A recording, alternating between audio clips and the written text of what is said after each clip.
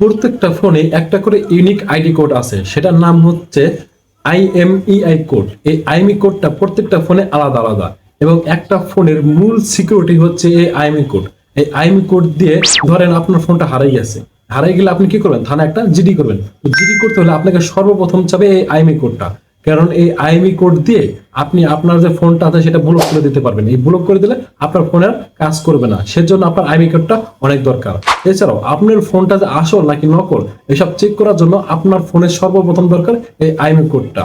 এবং এই আইএমই কোডটা থাকলে আপনার ফোনে অনেক সময় বিভিন্ন সার্ভিস সেন্টারে চেক করাতে যান, বিভিন্ন সময় বিভিন্ন কিছু সার্ভিসিং করাতে যান এবং সার্ভিস সেন্টারে, তো তারা সর্বপ্রথম আপনার এই আইএমই কোডটা আগে চেক দিবে। এবং এই আইএমই কোড দিয়ে আপনি ইন্টারনেটের সাথে সংযুক্ত হতে পারবেন, অর্থাৎ মোবাইল অপারেটর বা ইন্টারনেট অপারেটর এরা আপনার ফোনকে ইন্টারনেটের সাথে কানেক্ট করবে এই আইএমই কোড দিয়ে। আইএমই কোড দিয়ে আপনি আপনার ফোনের সমস্ত ব্র্যান্ড, সমস্ত তথ্য, ডিভাইস আপনি জানতে পারবেন একমাত্র এই আইএমই কোডটা দিয়ে। তো আমাদের জীবনে আইএমই কোডটা অনেক গুরুত্বপূর্ণ এই মোবাইল ক্ষেত্রে।